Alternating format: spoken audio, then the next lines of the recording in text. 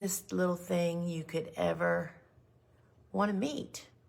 Come and sprout now. Hey, flower friends. Happy new season. It's 2026. And have y'all seen anything sweeter than this? This is a sweet pea vine. And look at those beautiful little roots.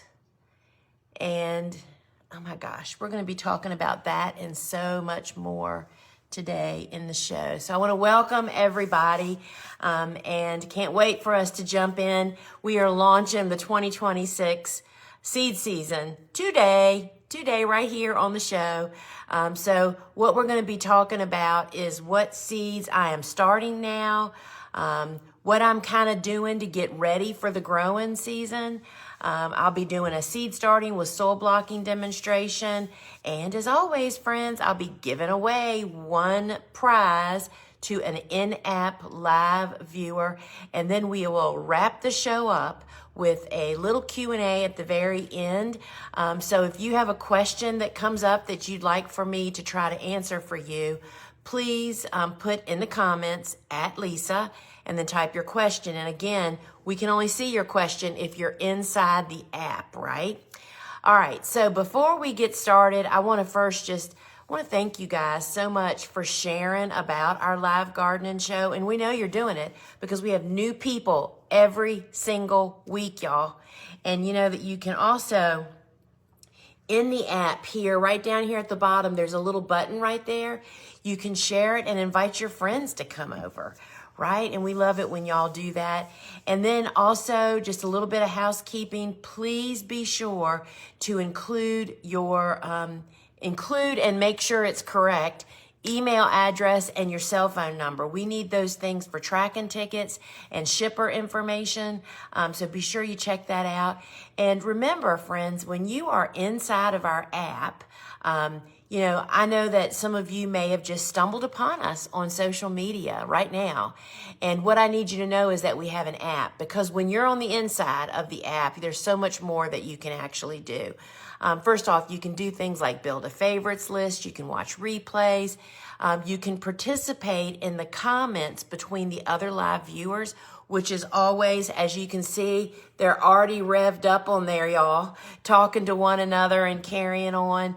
As well as we offer special shipping rates only here inside the app. And they are, when you place an order for seed packets only here in the app, the shipping's on us. We pay the shipping, okay?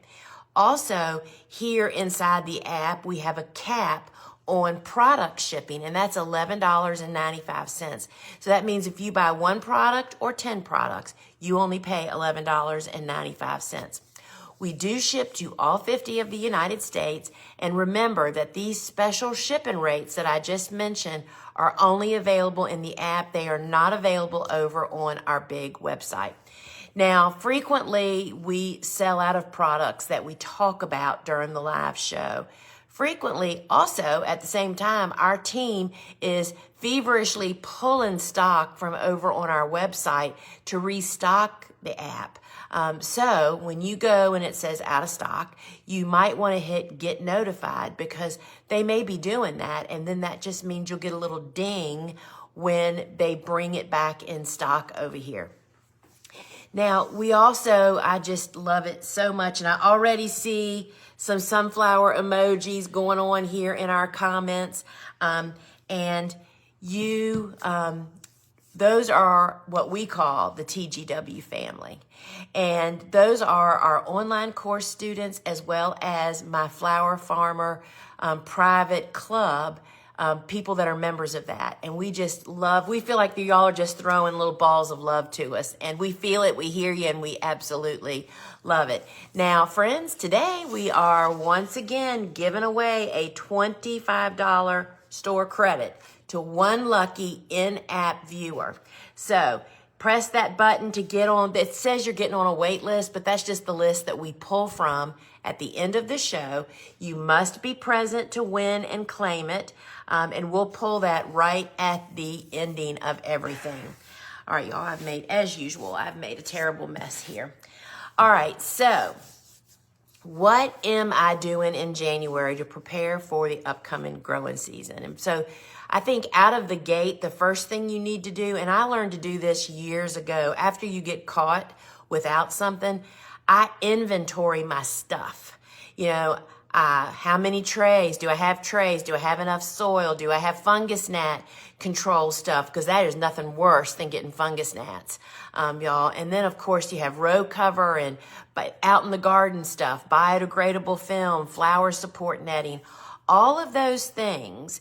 Now is the time, because this is from now until April is the busiest time of the year, and shipments just get slower and stuff goes out of stock.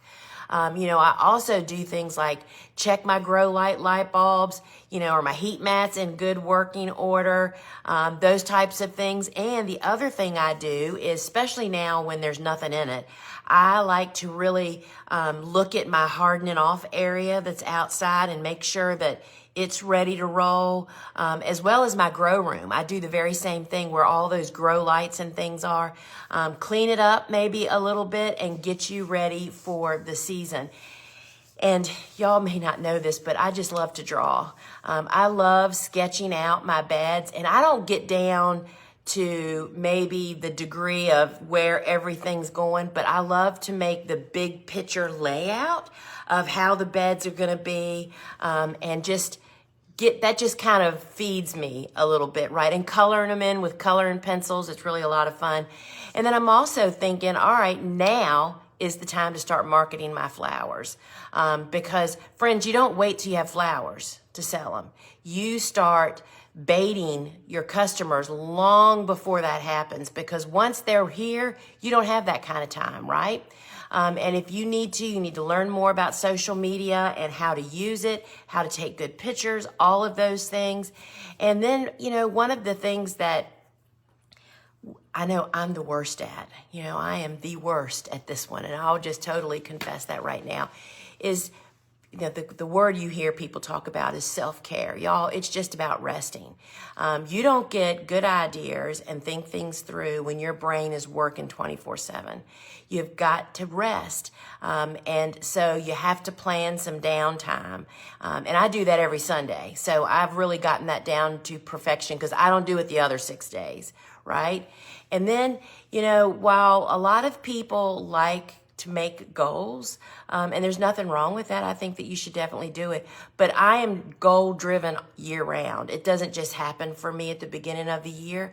And if you need an accountability partner, you need to find somebody to like say, hey, these are the 3 things I want to do. Check in on me. Help me with that, right? And then perhaps the most important thing is, this is the month that I plan my year of seed starting and planting on, guess what? The big calendar, y'all, and it's here. All right, let me grab it. Friends, y'all know better than anybody how I have lamented and grinded over getting this thing here. Here it is. This is not approved. This is the real product, and I even have my string and pencil that we send with our calendar to you. This is the big calendar, and it's 20 inches by 30 inches. And let me try to turn this, y'all. All right, first off, this is spiral bound, heavy duty spiral bound with an amazing hook hanger. I will tell you, I totally challenged this hanger on day before yesterday, messing around and hanging it. Does a great job. And friends, this is the first page inside the calendar, and this is the most important thing that you can do for your seed starting, planning, and then scheduling it. These are the 9 different planting windows. I tell you exactly how to figure out, based on your first and last frost dates and lowest winter temperature, how to find those for your garden, right? And then all the rest of this guides you to setting up your seed starting schedule. And so this is what will really get you set up. And then also, see right here, where is it?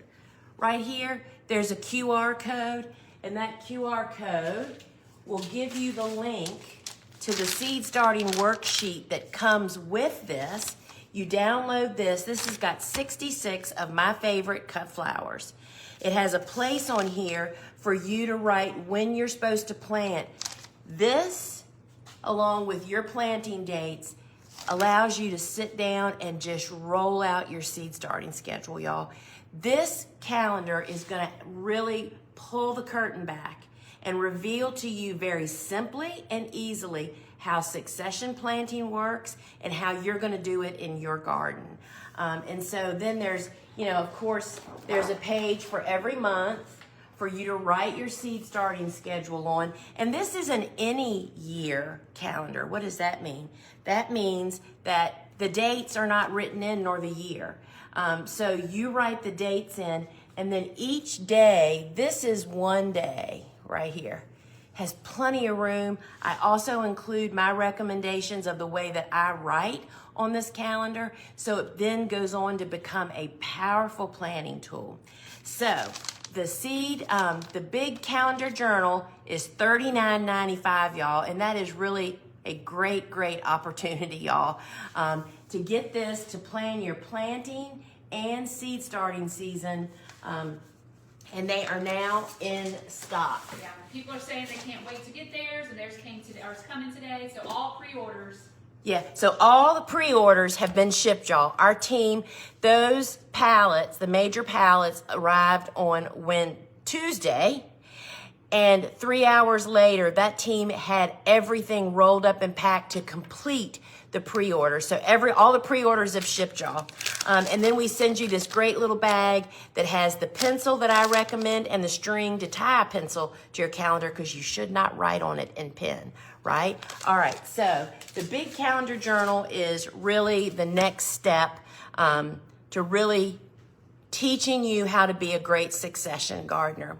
Now, we are like heading straight into cool flower season, y'all. We are in cool flower season.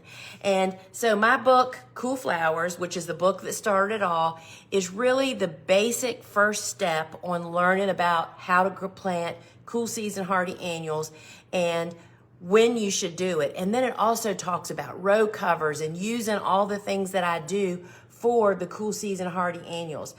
So this little book comes with a free video book study. And if you haven't learned about cool season hardy annuals or haven't heard about it, how to plant those, this is a great first step, right? And then, this is the time of year, y'all, when we should really be bearing down on learning and getting better. And this book, Vegetables Love Flowers, this is not about growing vegetables, y'all. This is about why vegetables love growing in the presence of flowers. And that is because of all the company that they keep, the good bugs, the birds, all the things that just help the garden grow.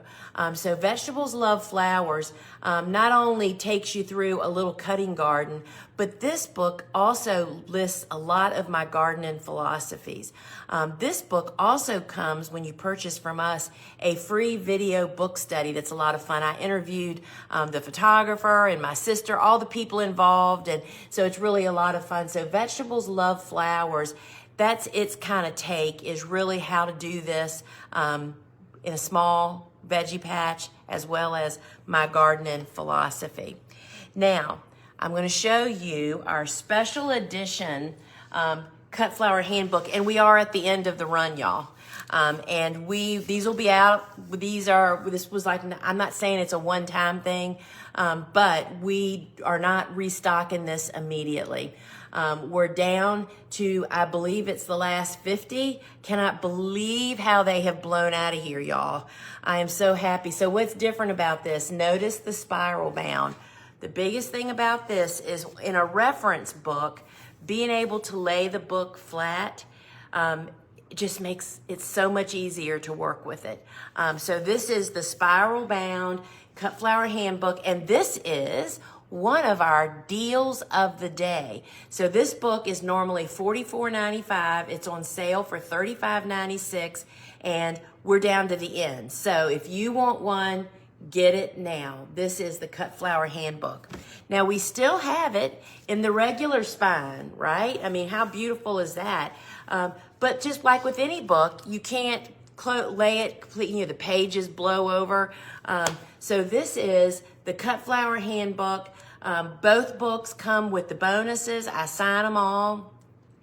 And look at the photography is just beautiful on this book, y'all. And this is the book that'll answer every question that you have about growing a cut flower. Promise. All right. So what flowers am I starting first? What's kind of on the schedule for now? Let me give you a little whirl here. So, cool flowers, y'all. Cool flowers are cool season hardy annuals. And the next planting window that's coming is what's called very early spring. That is 6 to 8 weeks before your last spring frost. Mine's mid-April.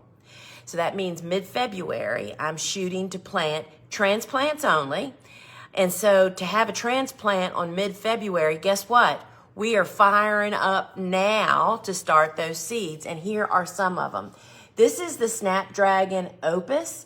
Opus is a later bloomer in the Snap lineup. So this is a perfect one to start in very early spring. Look at all those beautiful colors. And then, y'all, this is one of my favorites. This is Sorrenthe, if you've never met her. And it's a really cool bloom, but I love using this even before it blooms as foliage. It is a very sturdy, long-lasting foliage filler flower. And then, y'all, Clarkia, sometimes, this is Clarkia Elegant Salmon. And it looks like a woody to me. It looks like some of the woodies that are just have those beautiful blooms that run along the stem. This is Salmon. That is a really great one. But here's another Clarkia, which we used to call Godicia. They changed the names, y'all. It's crazy, isn't it? This comes in several colors. You can find them all here. This is the white. This is really a fun flower. And I only plant the Clarkias in very early spring. So I don't have any of these planted yet. And then y'all look at this one. We fall and very early spring plant Billy Balls. These balls dry just like this. They're great fresh. It is a perfect very early spring starter. And it's like Gomphrena. A ball does something to a bouquet that no other flower can do. And then, of course, we plant lots of Sweet Williams in very early spring, but only the Amazon series. And this is Amazon Rose Magic. And this was one of the most popular. It's just all these different colors of pinks and bicolors. It's really, really beautiful. And then here's one of the other Amazons. This is the purple. And y'all, this is one bloom or one stem. It has multiple breaks. I just love the Amazon series for a lot of different reasons, and that is one of them. And then this is the Carnation Shabbat Mix. This is a French heirloom, and they aren't real big. However, they are fragrant, and people love fragrance, y'all. So they have that real peppery kind of spicy smell, and look at all the different colors. So I don't grow a bunch of those to add to the flower bouquet, but tucking 2 or 3 of those blooms together in a bouquet, make them smell pretty sweet. And then, my friends, sweet peas. This is my favorite sweet pea. This is the high scent. It is the most fragrant I've ever grown, but it's also the most sturdy, hardy sweet pea I've ever grown. And I'm going to be starting sweet peas here in just a few minutes, and that's one of the ones that I'm going to do. So sweet peas, we plant them in the fall. Many people can very early spring plant them also. And look, this is the Royal Mix. Look at those pretty colors. You get all those different colors in the Royal Mix. It's really, and if you haven't ever smelt a sweet pea, y'all, oh my gosh, it's just crazy.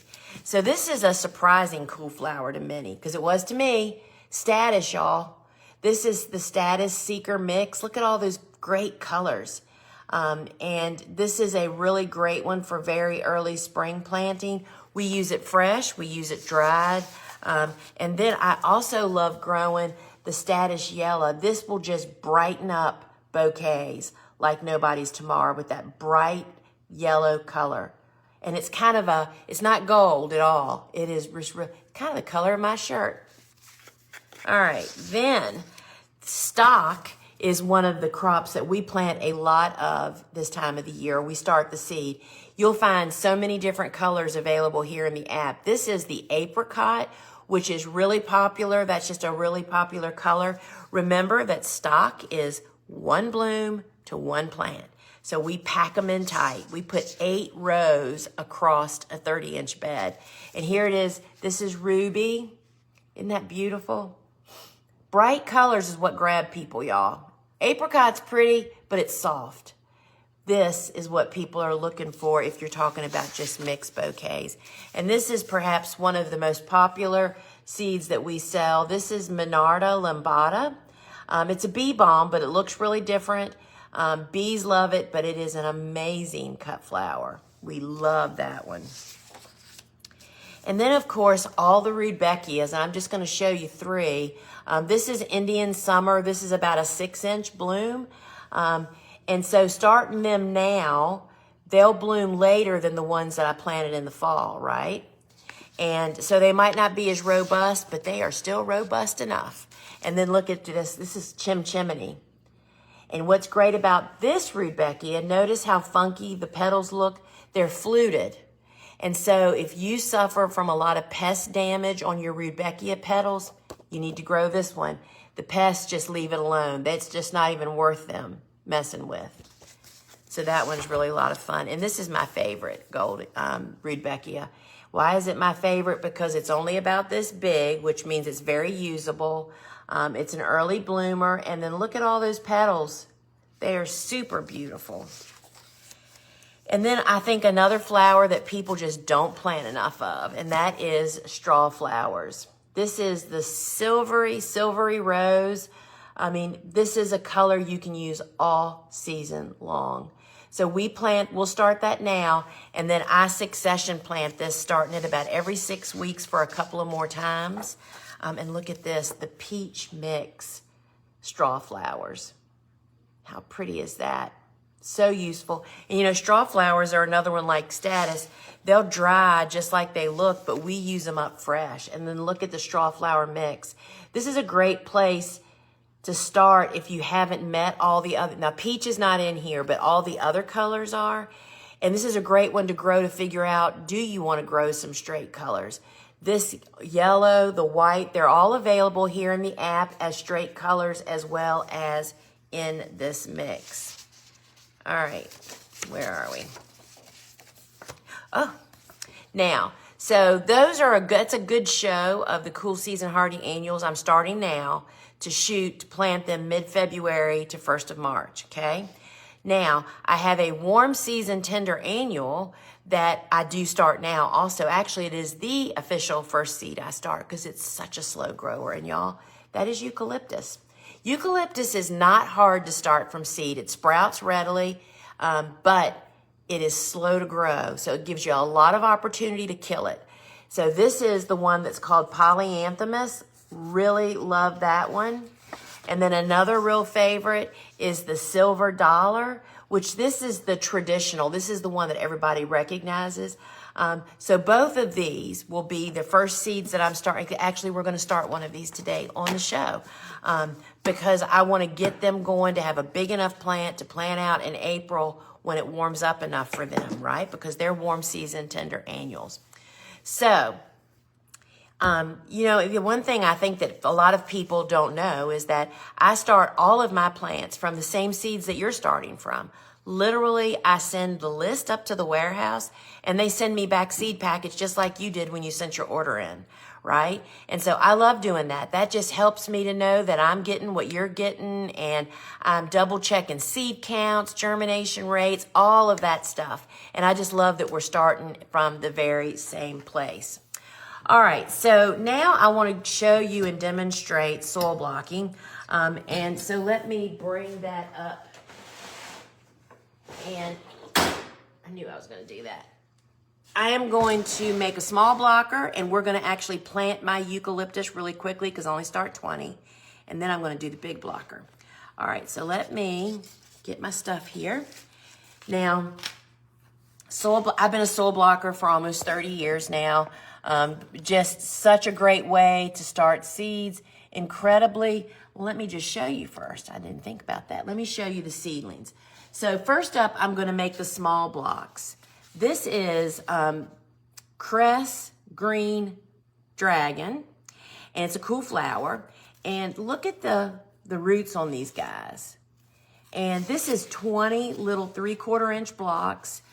Started about 7 or 8 weeks ago. These guys should have been, his brothers and sisters have already been planted. These were left over for demo. But look how incredibly healthy these still look, right? Super space savvy, 5.5 inch tray, square, 20 plants grow in this block until they go to the garden. And then I'm gonna show you in just a moment also how to make the 2-inch block. Look at my sweet peas, y'all. Look at these roots. These guys are ready to hit the ground running. And so this is the 2-inch block. Why do you use the 2-inch block? When the seed is too large for the small block, that's when we use this. Because here's a great comparison. There's 8 2-inch blocks on this tray that is twice as big as this one, but yet there's 40 plants over here. So we always go small when we can, right? All right, so let me show you how we actually make these. So this is the blocking mix, and I've already moistened it. And I do use a potato masher to mix the water and the soil together. You want it almost like a soggy oatmeal because you have to get it to come out of the tool. We import these tools from England. They are the original Ladbroke variety. And I'm just pushing it down, and I do it twice for the small blocker. And then I use the potato masher to strike the excess off to get the bottom nice and flat. And then when I found out about soil blocking 30 years ago, what I did to make it very doable, because y'all, I have no greenhouses, right? I do everything. I've done it inside my home, and then I do it inside this building. No drainage holes on the tray, which means you can do it anywhere, and the bottom is flat. So you place your tool on the tray and just give it a squeeze. And friends, just that quick, we just made 20 little containers to receive our seeds, right? And then I want to make the 2-inch block, and then we're going to plant some seeds. Kelly, will you get me a bigger tray? There's some in the grow room there. So let me show you, and I actually need, oh, here it is, the blocker. All right, so this is, that's good. Yeah, finish the small. Huh? Change the product. Finish the small. Oh, you want me to sew it now? Do everything with the small one. Okay, so she wants me to sow the seeds in the small one. We'll do that. So let's just change up a little bit here. All right, so here is, so we're gonna sow eucalyptus seeds. The first thing you do when you're gonna actually sow some seeds is you read the seed packet, y'all. We tell you everything. We tell you how far in advance to start it. We tell you whether to cover the seed with soil or not, and then how long to expect it to need for germination. So this says, do not cover seed. All right, so that means we are not gonna cover the seed. I have my little seed pan here, and we're gonna put some, oh, Kelly, you know what else I need? I need the tape and the marker from over there, because if I'm keeping this tray, we're gonna need to know what that is. All right, so,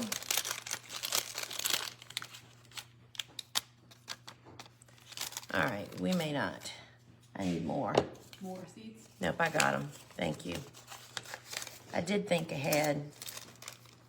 All right, so why do I use this little aluminum seed pan?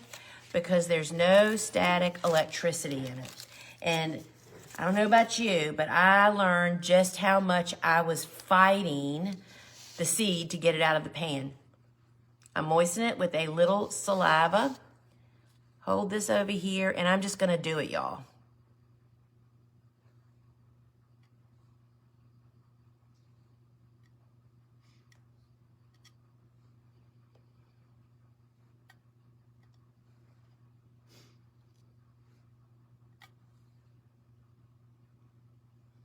So I am firmly seeding the seed on the surface. I am not pushing it down, trying to cover it with soil, because this is a seed that needs light to germinate. However, the seed has to have good contact with the soil to get moisture, to get warmth. Basically, he'd be sitting there on the surface, which I think is what happens for a lot of folks. You don't ever just sprinkle seeds. We firmly seed each and every one. And you can see just how quickly it can go. Because they're in this little aluminum pan, that one came with me. I need more saliva is what's wrong here. You don't realize how much you're fighting the seed to get it out of your container. When it hops on your toothpick so quickly and your soil blocks are moist, just that quick, we just sowed 20 eucalyptus plants, y'all. All right. Now, so this will travel just like any other seed starting method. These will go in there directly on a seedling heat mat. And then once we start seeing a little germination action happening, we move it from the heat mat over to the grow lights. And eucalyptus likes it warm. This is a real problem when you're starting warm and cool at the same time. So these need warmth, and cool season, as I'll mention, need cooler air temperatures. So we actually segregate. These stay in the grow room while I'm starting cool. And then the cool is out here in this room, where the air temperature is much cooler. So there you go. There's our eucalyptus. Now, I'll let you do that. Okay. Kelly's going to label, just put it's silver dollar. Today's date and silver dollar. So Kelly is labeling that tray for me, since we are definitely keeping that. All right, now I want to show you how to make this 2-inch block, right? And it's a very different technique. Same soil. It's just you use so much more soil. That, in addition to how much space they take up, always makes me only use the large one when we really, really need it. So you hold onto the stationary bar and push it down, but then I kind of move back and forth, making sure that the end blocks are really getting soil in there. And when you start doing this, y'all, you realize, my goodness, this uses so much more soil. And it does. And that's why, for me, in space and resources, that's why I pushed the limits and learned all those other things that we can actually, what did I do? There it is. So we need a little bit bigger tray for this one. And we're placing it on. And this blocker actually has the inserts. Look at that, y'all. Just that fast. We just made 4 2-inch blocks.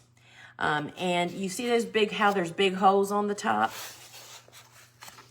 When the blocker comes to you, it comes with these little nipples to make an indention to receive a seed. These very easily pop out. And then you can install the inserts, which are these little fellas, and make a hole to receive a small one up into a big one, which eucalyptus is one of the only plants that I actually do that with. So let's look at the tools and see how you can actually get those too. All right. Now. You gonna sew the sweet peas? Oh, yeah. Thank you. So now we're gonna sew our sweet peas. So I have my big blocks, and so I'll tell you this, because I use the soil blocker mostly, not mostly, it's like half and half is why I have to do this. I'll plant, like my eucalyptus will be bumped up, and so I also plant sweet peas. Instead of changing the inserts and the nipples back and forth, once I put my inserts in, I just leave them in. And I'll show you how I cover seeds like this one. So sweet peas go in here, and I'll show you. They're kind of big. We don't need that many. They're kind of large, just like a pea, right? But they're hard. And I literally, y'all, just drop one into the hole. And then I just get a little, use my little wooden plant marker, to just put soil on top, because if I'd have read that sweet pea seed packet, guess what it says? Cover the seed with soil. So that's exactly what we're doing. Every seed is got its own preferred method, and that's why you have to read. You don't have to memorize it. It's in all of the resources. So there we go. We have sweet pea seeds that are planted, and they're ready to go on seedling heat. Now, Was that Hyacinth? no, that was Royal Mix. So how can you get them? So there is the small blocker, which Kelly had up. You can buy that separately. Then you can also purchase the 2-inch blocker with the nipples. You can buy that individually here in the app. But deal of the day, y'all. And this is a deal of the day. The deal of the day is the Soil Block Maker set. You get both of the soil blockers and the inserts. Normally, they're $87.17. And I believe that is a discounted price because it's in a set, right? It's like 5% off. Now, today, 20% more off, and that makes them $69.74 to be set up to be able to soil block any size seed that you come up against, and cuttings and all kinds of fun stuff. So that is the Soil Block Maker set, and you will be ready to roll. All right, now, foam trays. All right, y'all, I'm just catching up here. Now, you've seen me use a couple of the different size of the reusable foam trays. This is the smaller 5 1/4 square. This is a 5-pack for $1.95. All of these are available in 25 packs. Then we call this the small. This will hold 2 sets of 20 or two sets of 4 of the big 2-inch blocks. And again, that's a 5-pack, and that's $2.95. This is the larger one, which is a 5-pack for $3.95. This will hold 3 sets of 20 or 2 sets of 4 of the 2-inch blocks. We wash these up and use them over and over and over again, y'all. So these are the reusable foam trays. So I keep referring to the soil that I use as blocking mix, and that's what this is. This is a 6-quart bag. This bag will actually make 500 to 600 of the little small 3/4 inch blocks. Are you ready? Or it'll make about 30 of the 2-inch blocks. I mean, it's like small blocker all the way, y'all, whenever you can do it. So when I need it. Sunflower seeds, sweet peas, zucchini, squash, cuttings, bumping up my tomatoes. I need the big blocker. But 98% of all the seeds that we start and plant here on my farm are all started and grown up in the small block. And that just makes your blocking mix go further. So this is 6 quarts. It's $15.95. It's living soil. It is not sterile. We don't use sterile soil. It's compost based. And it has everything you need to start your seedlings. I put more in stock right now. And it's already sold out. So Kelly is putting more stock as we speak. You know, I frequently say this, and I know it doesn't make sense, y'all, but our website and our app do not talk. We tried so hard. You just don't know. Anyway, so Kelly is the one running around behind the scenes, grabbing from Peter to bring it to Paul and take it back from Paul and put it in Peter. Yeah, so it's back in stock now. All right, friends. The other thing that we really recommend with any seed starting mix, ours or some you get somewhere else, or if you're making your own at home, the DIY mix, that all the ingredients should be sifted. This fits perfectly on a 5-gallon bucket, and you just won't believe how many chunks. Chunks in compost and compost-based soils is where the biology lives. It's necessary, but we don't need it in the part when we get it to our seed starting mix. So all those chunks that you have come out, just put them in containers, put them out in your garden. Don't throw them away. They're good stuff. We just don't want them in our seed mix. This is $24.95. Now, The other thing you saw me use was the little seed pan and our toothpicks. This is one of our 25-year anniversary toothpick holders. You can get these two little guys for $2.95, and I will tell you they will make your seed starting life easier and faster. So I'm frequently asked, do cool season hardy annuals need a seedling heat mat? Yes. And for sure, you know, eucalyptus comes from Australia where it's hot, y'all. Definitely eucalyptus goes straight onto the mat, but when I'm using a seedling heat mat, cool season hardy annuals don't want it hot, but they need consistent warmth to know that they're supposed to sprout. And so we use the seedling heat mat, which has a built-in thermostat, and we place a cookie cooling rack over the mat to cool it down just a smidge for all of our cool season hardy annuals. So this is the mat. It's $39.95, and it just helps your seeds to sprout quicker, more efficiently, and it just makes a huge difference in germination. And you know, you can always tell Susie, who produces our show, who is last 2 or 3 years new seed starter, this is the thing she resisted the longest back before she worked with us. So she always writes in the notes, huge difference, but it's all capitals, y'all. And that is her personal firsthand experience. It took her from a struggling seed starter to a much better seed starter. And it was just the heat, right? And then here's another little thing that we do. So we don't use domes and plastic on our seed starting mat trays because it traps too much moisture and can very easily introduce disease like dampening off or fungus like dampening off. And so there's nothing wrong with the stuff. You just have to really monitor plastics. So we found another way that allowed us to be not quite so attentive, and that is wide weave burlap. We cut this to fit the size of our trays. It comes in a 36-inch square piece, and we literally lay this on top, one layer on top of our trays while it's on the seedling heat mat to help retain moisture but allow air circulation.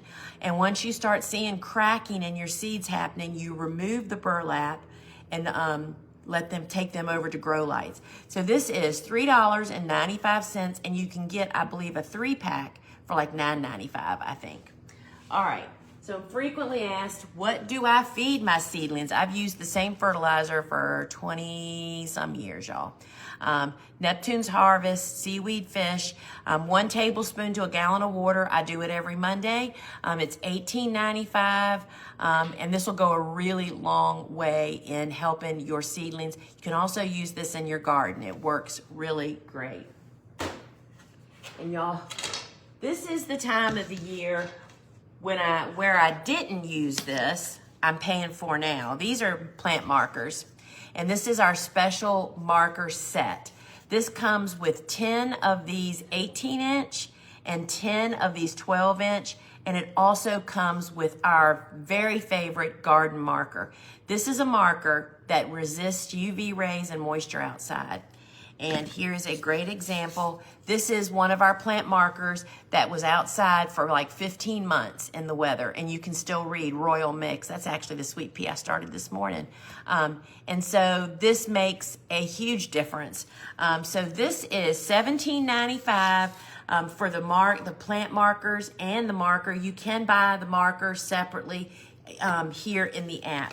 And so I'm already facing which one of the snaps is that? Is that the XYZ or this one? Because markers, Tucker loves to steal wooden markers.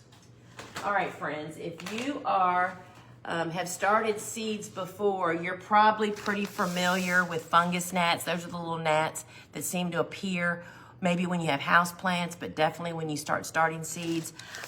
These bits have BT in them. And this is the same thing you can use in bird baths for birds and for animals to kill mosquito larvae.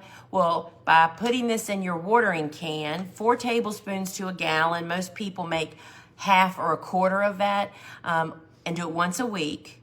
That kills any larva that had been laid on the moist soil by the flying around gnats, okay? So you're taking care of that at that level. And then we also have separately, the sticky traps that capture the adults. The adults are who are feeding the soil to make the babies. And this is what they do. They capture the things flying around in your growing. Those are all fungus gnats, y'all. We've kept this from like 3 years ago when we ran out, didn't have any here. Fungus gnats went nuts. You don't ever want it to happen to you. So that is the sticky traps. This is a 5-pack for $9.95. And that prevention is winning the war on fungus gnats. You just, when you start sowing seeds, you put these in your water and you lay these around wherever you're growing to capture any flying adults. All right, watering. Frequent question that we get is how to water. We really love this stainless steel 4-cup waterer that has a long reach. And it's got what I call a gentle pour. You can pour this and pour it up against the end. Like for instance, if I was watering and there was blocks in here, I'd pour towards the edge of the tray, not onto the blocks. There's a box up with a calculator on. Sorry.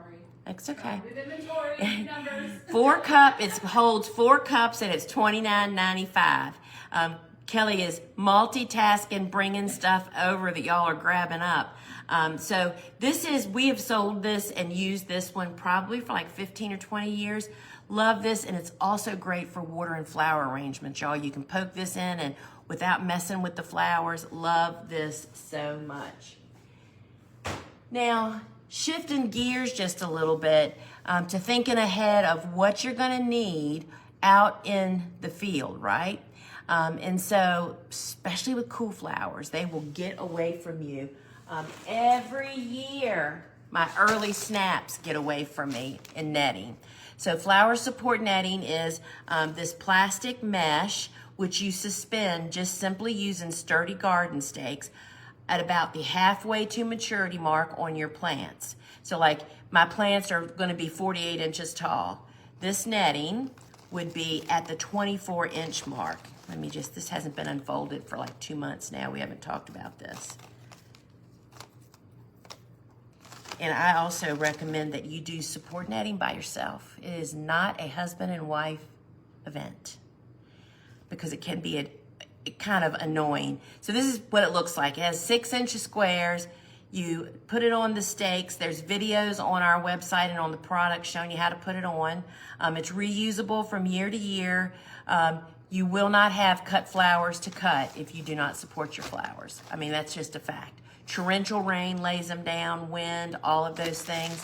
And so I'm often asked, when do I install them? You install them before the plants reach where the netting should be. And the netting should be at the half to mature. 48-inch plant, 24 inches is where netting goes, okay? That's the theory. So this comes in a 36-inch wide, 20-foot piece for $11.95, and then you just use sturdy garden stakes.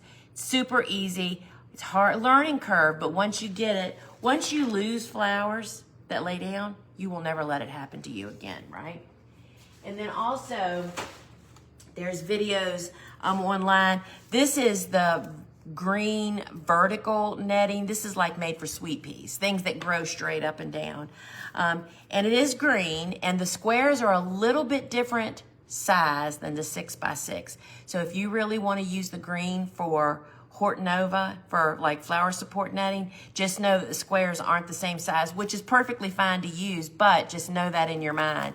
So this is $14.95. It is 6.5 feet wide. Flower support netting is only 3 feet wide, right? By 30 feet long. You can cut it very easily with scissors. They're both UV ray resistant, and this is $14.95. All right, now, this is particularly when you're planting cool season hardy annuals, but I use it for all my plantings. That is the biodegradable film. I think I underestimate always how many cool season weeds there are. So we cover our beds. This is called biodegradable film mulch. Mulch is anything that covers the ground surface, right? when we're making beds for very early spring, we put the black side up because we want the benefit of the sun on the black, right? But once we start making beds later in the season, say the first warm season and during summer, we put the light side up. That significantly changes the temperature at the soil level, right? And so this, just you prepare your beds, you put this down, and this again takes a learning curve. It is so worth figuring it out, y'all. We have plenty of videos to help guide you. And it just prevents light from getting to the soil, which was what makes all the seeds sprout, right? So it comes in a 48-inch wide piece, 20 feet long. It is $14.95, and it was the biggest labor saver. It's what allowed me to really ramp our farm up. I mean, I've been using it for about 14 years now, and really love it. So figure it out. It'll be frustrating at first, but you can do it. And then the other thing that I do for all of my very early spring planted plants, so I hoop and row cover everything right after we're done planting. I mean, the wind is cold. It gets cold at night. They're small, young plants that have not become established yet, right? By using the lightweight row cover, and you can find the hoops and the weight bags over on our big website. By hooping and covering them, it's like putting a jacket on your kid before you send them down to the bus stop when it's, say, 55 degrees outside. They're not going to freeze to death, but they are not going to be comfortable and do their best, right? And that's exactly what happens to cool flowers. So this comes in a 20-foot, it's all 6.5 feet wide. And this is a 20-foot piece that's for home gardeners, and it's $12.95. And we have lots of other sizes available, but this can go a long way in helping your bed get to success a little bit quicker.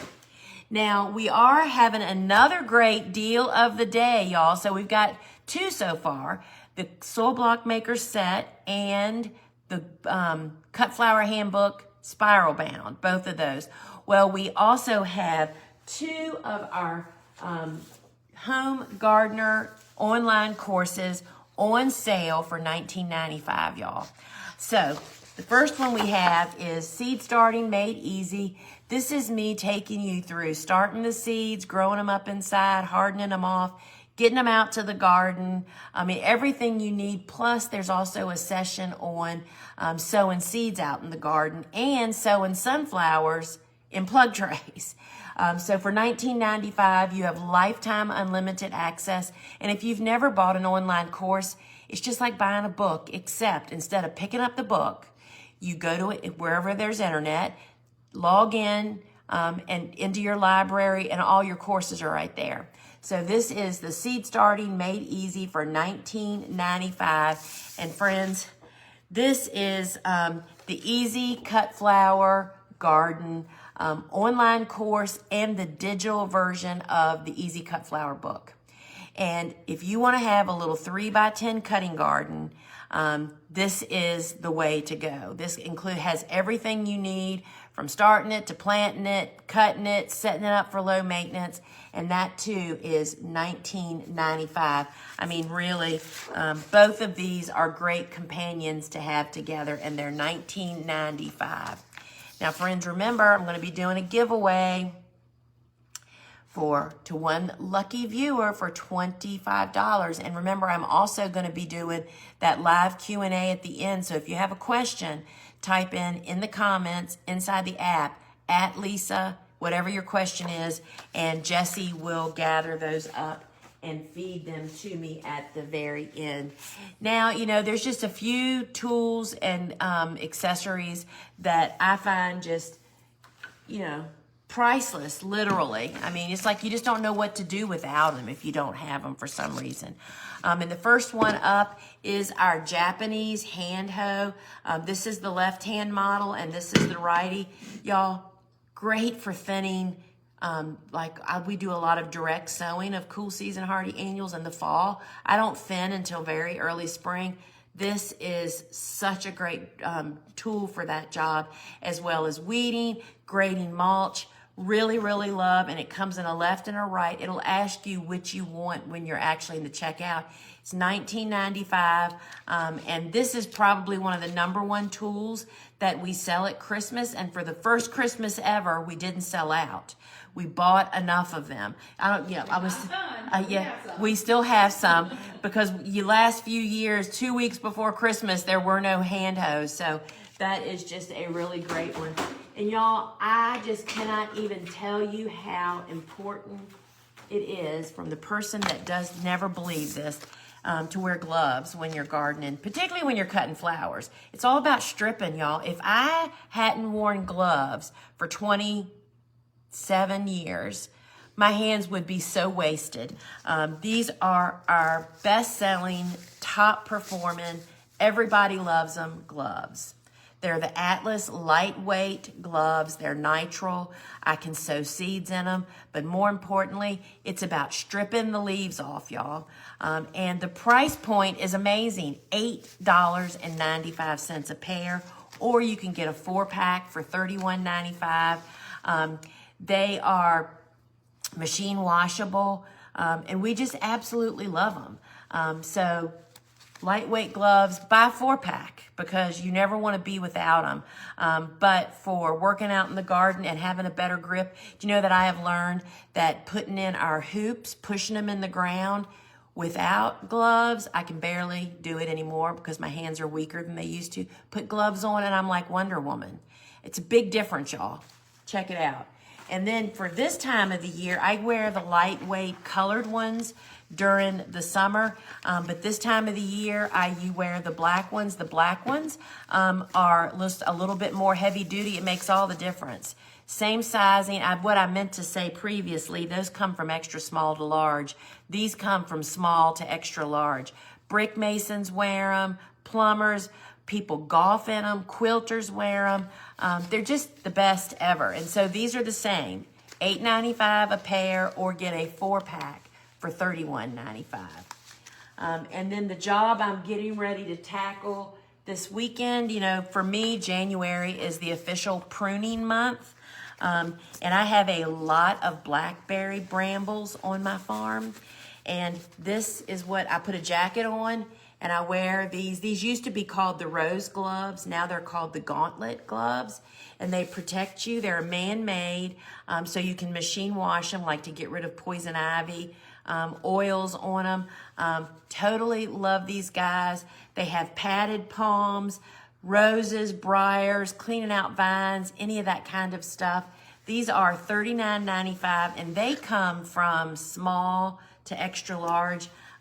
And we know that blackberry brambles are amazingly good for your songbirds. If you have a place that they can be, but I have to keep them cut back out so they aren't grabbing us as we walk by. Would never be able to manage them without these gloves. And I've got this, I wear the pair that I got originally, which probably was in 2005. And they still look like this. They're pretty dadgum amazing. All right, I was just using, you know, these are my sis's favorite scissors ever, right? These are the pair that live in my grow room. These are the Joyce Chin scissors. I love pinching my seedlings with these guys. And, you know, everybody should have a pair of Joyce Chins in their flower toolbox, but also in your kitchen junk drawer, you know, or wherever you keep your stuff. You can cut up chickens with these guys. Joyce Chin has been around for a really long time, and we love them. They're $36.95. Just don't let people cut paper with them, you know, and you'll absolutely love them. You'll be hiding them, actually. And so we are big fans of Joyce Chin. And then, I don't know if y'all saw the video of me digging and scooping up my hellebore babies, which are so prevalent right now, with this soil scoop. See how it has serrated edges? A pointy end, it just makes that job so much easier. I mean, you can container work, just a really great little cultivator. It's $42.95, and it's really sharp. This is not one you'd give to a child to play with, but there's some great jobs that this will really help you out with. All right, friends, so those are just not some of my favorite things. They're literally just the things that we use around here all the time. So it's time to wrap up. And remember, don't leave if you want to be a part of the Q&A and hear that.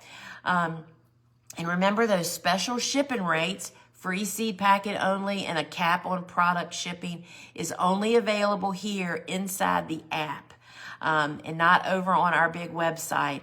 But over on our big website, we have so many free resources, our blog, our podcast. We have so many videos. Be sure you check out the Field and Garden podcast that I host, as well as Seed Talk with Lisa and Lane. The Gardener's Workshop does also host on Instagram at 3 o'clock on Wednesdays, Ask a Flower Farmer, and I think I'm the one doing that this week. And remember, friends, to meet us back here next Friday for the live gardening show. I also do a show on Wednesday evenings at 8 p.m. as well as I do pop-up shops. That means you need to have your notifications turned on so you get a little bump when I go live unexpectedly, which happens frequently now. And so don't forget to get ready, and because it's seed starting time, right? You know, I don't want to say make it your New Year's resolution. You should just fill out your calendar and then follow it, y'all. Read it every day, right? I mean, you hang it where you see it and just stay on top of stuff, because I think the thing that people don't realize, they see succession planting and think, oh my gosh, it's going to be so much more work. But in fact, it's the opposite of that. Once you get it set up and you realize you're just doing a little bit every day, instead of trying to cram it all on one Saturday, makes all the difference in the world. All right, my friends, we have a winner of our $25 store credit, and I hope you're here. And so I will, it is going to be going to Elizabeth Treadaway. Elizabeth, if you are here, give us a shout out in the comments. And once you do that, Jesse will drop $25 right into your cart. It'll be there ready and waiting for you. And thank you so much for participating. So friends, while we're waiting for Elizabeth, let's just jump in to our Q&A. Let me say this. What size gauntlets were you just trying on? These gauntlets were mediums, I think. Mediums. And just like leather, they stretch a little bit. You know, like a pair of blue jeans. There you go. And so, yeah, because you want to be able to work, right? I mean, I can use my pruners and my saw and all that stuff. Yeah. All right.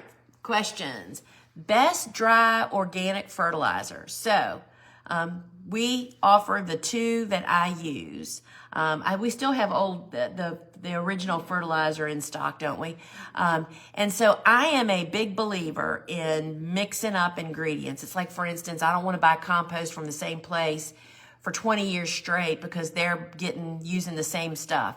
It's great to mix up the ingredients like mushroom compost or horse manure compost or whatever. Same thing is true with fertilizers. So we love using chicken based, which is one of them, chicken litter fertilizer, that they're both organic certified. That one does great. And then also the other one, which has like bone meal and turkey, I think, compost in it. And so both of them are great, and we just apply them according to directions, and you'll find both of them over on our website with all the not the ingredients, but the values on there. Everybody's so happy their calendars have showed up today. Oh my gosh. Calendars came during the Oh my show. gosh. And so y'all tag me, take pictures of you with your calendar and tag the Gardener's Workshop in our Instagram stories, and I'll repost it. By George, let's do it, y'all. Y'all just don't know how happy I am about this thing, and I can't wait to see the results from you guys. Have you tried putting liquid BT into your watering regimen instead of mosquito bits for fungus gnats? No. Mosquito bits are labeled for fungus gnats. There are different types of BT, different strands of BT. So no, because that's what it's labeled for. As a commercial grower, I would only use a labeled product for something like that. What are the Cerinthy doing that you planted a few weeks ago? Have you planted them out? Just so happens I have them sitting right here that I can show you. Are y'all ready? They're beautiful. Look at that. Look how pretty they are. So I don't know if we did that in the club or if we did it here. Cerinthe got skipped in our fall planting somehow or another. So we started them. Cerenthe's a big seed. And you can see how beautiful the roots are. And so I was going to show you, but I'm always running out of time, right? So thank you for asking. So these are, we just have been down really, really cold at night. These have been sitting outside. I have a spot for them out in the garden, so we're going to get them planted ASAP. Elegant Clarkia, any germination tips? I was hoping you'd give me some. It's a universal problem. You know, one year I will have excellent germination, and the next year it is like crickets. And I don't believe it's related to the seed. And it's air temperature, most likely. And I am going to do a deep dive. I have a special geeky germination book. I mean, it's like some college book from somewhere, and I'm going to look it up and see if it has any tips. But I haven't read a packet. I haven't done it for a year. I don't remember if it gets covered or not covered, but pay really attention to the temperature. And I think they're really, really slow to germinate, and that's what makes it so hard. It's just so easy to kill a seed, rot it, or to completely dehydrate it during a long germination run. So, no, that's all I got for you. Lupin, will you share how you started them, please? So the lupins, which have been in test, I did both ways. I started them indoors and I direct sowed them. 100% I'm direct sowing. Their temperature, it's what it's really all about. And you know what? Maybe we ought to direct sow some of that Elegant Clarkia. It's too cold now to do that, but that's a thought. So the direct sown lupins, 100% germination, doing really great. I got so-so indoors, but direct seeding is just easier, right, and quicker. So when we add that to our seed lineup, we will have our full instructions on doing that. But so far, I am on team direct sow lupins. I want to try Lisianthus this year. Would you start them from seed or buy plugs? So it's probably too late for you to start this year. Lisianthus is a cool flower. And so that means very early spring is when you should be planting it. And since it takes 12 to 16 weeks for a grower to grow a plug for you, it will take you even longer, you've probably missed your chance. But I would 100% buy plugs, no question. I can't go into the details of it. I talk about it in the Cut Flower Handbook. Lisianthus is just testy, and you can do it. I get it to sprout. It's growing it up, and if you don't meet its needs, it'll still grow, but it will never bloom. It does what we call rosettes, and you just don't want that to happen after you've spent so much blood, sweat, and tears. So yes, I am on team buy plugs of Lisianthus. Is the water you add to the mix distilled or city? It's city. Also, is the seedling water distilled? So, you know, I say that. I keep a 13-gallon kitchen trash can in my grow room to fill with water because it's just quicker and faster for me just to dunk my watering can into that instead of filling it up. And I typically try to fill it up when I'm done, so it sits overnight. Just like if you wanted to put water in an aquarium, how you have to let it sit overnight so the chlorine dissipates, which keeps the boogers out of our water. Well, it also kills the organisms that live in BT potentially and organic fertilizers. So I use city water and I let it sit overnight. Microspedia, Status, and Monarda are stalling in soil blocks. Tons of roots, but no growth on the vegetation. I use the same fertilizer as you, water every morning, and let the blocks dry out at night. Good work. Why would they be stalling? I'll tell you why. Should I pot them up and move them into a 2-inch block? I can almost promise you it's too warm, not warm enough. Vegetative growth only happens when there's warmth. Think about, in summer, how plants grow so fast. It's because the temperatures are higher. And so good for you that you have great roots. I bet you if you let's just say they're in a 65 to 70 degree room, you need to put them in a 75 degree room or air temperature, and I bet you they will fly. How do you recommend cleaning the styrofoam trays? Well, you could tell from the one that I use, we don't hardly clean them at all. I mean, we just wash them. We wash everything here, buckets, vases, and trays with dishwashing liquid, just like you wash glass. I mean, we have a double bowl sink and we wash them that way.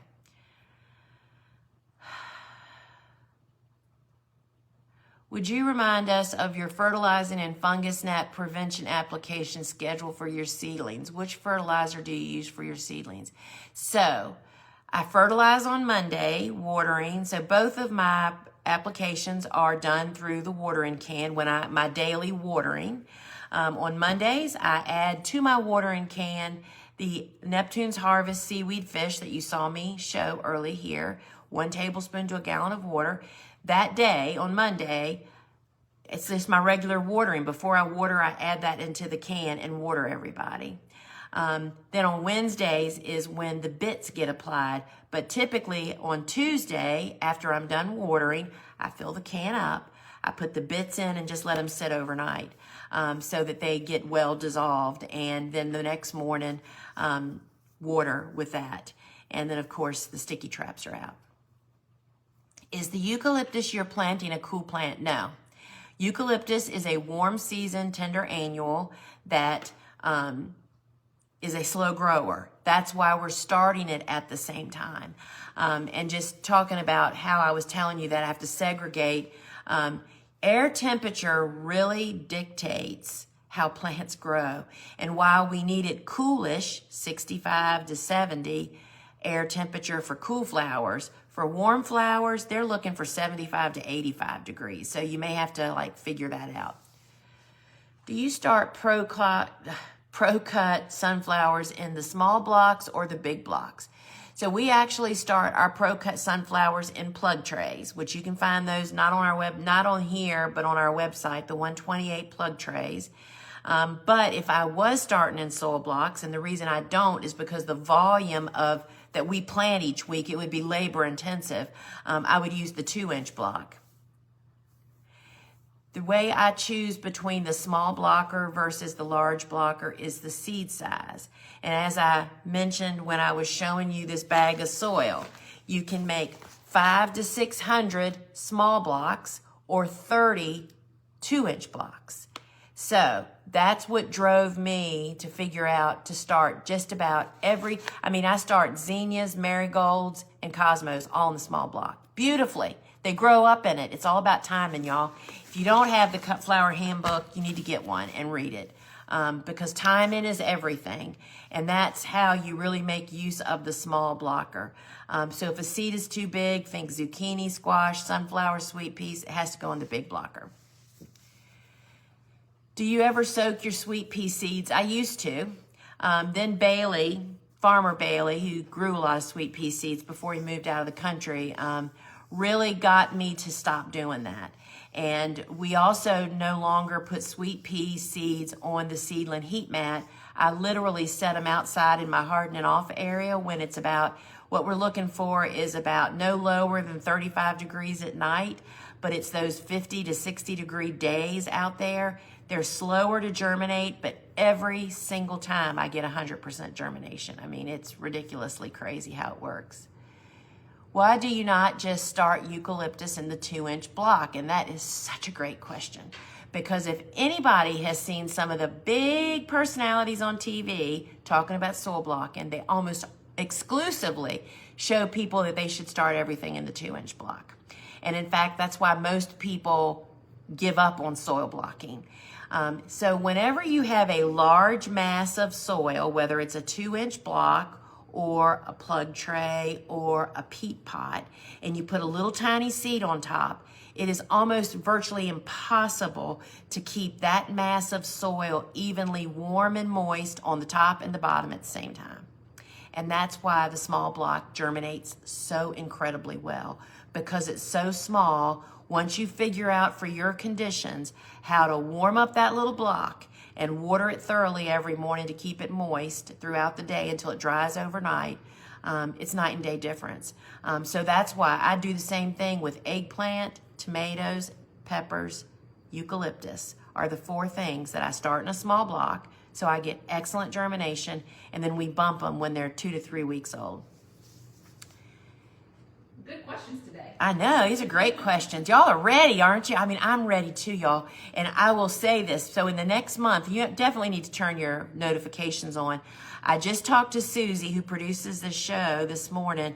We are hoping to do an in-the-field Cool Flower show in the next week or two to pull back the covers and let y'all see what Cool Flowers look like in the dead of winter here. Who won and who lost, right? So yeah. Is the hard copy of the Easy Cut Flower Garden book available? No, not yet. What was this one? Do you reuse your net? Did y'all catch that? Do you reuse your netting every year, or do you put down new each year? That is a great question. And I'll try to remember to post this. I have an amazing video showing me removing the flower. I use it year after year to answer your question. I have a great video of back from one of our book shoots, which means we plant a lot of stuff that never really gets cut because we overplant for great photography, with weeds growing up through the netting, and how I got the netting off by myself to be able to reuse it the next year. So watch, so be sure you follow me on IG so you'll be able to see that, because it is definitely doable. Can I overwinter eucalyptus in zone 8A? Yes, I do.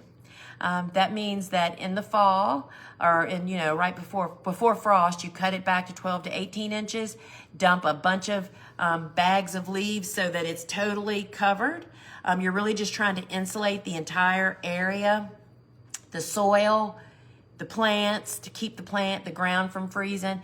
And then I hoop and double cover it with the lightweight row cover. Do not use plastic, because plastic blocks moisture, because we want rain and snow to melt and keep the plants watered.